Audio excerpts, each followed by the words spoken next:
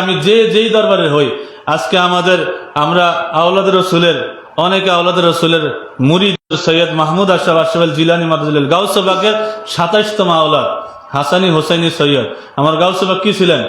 হাসানি হোসাইনি সৈয়দ।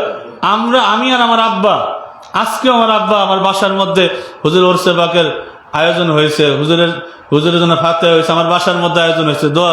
আমার আব্বা বলতেছে আগে তো গেছিলাম হুজুরের কাছে, হুজুর বলে আনোয়ার এখন না পরে। সুবহানাল্লাহ।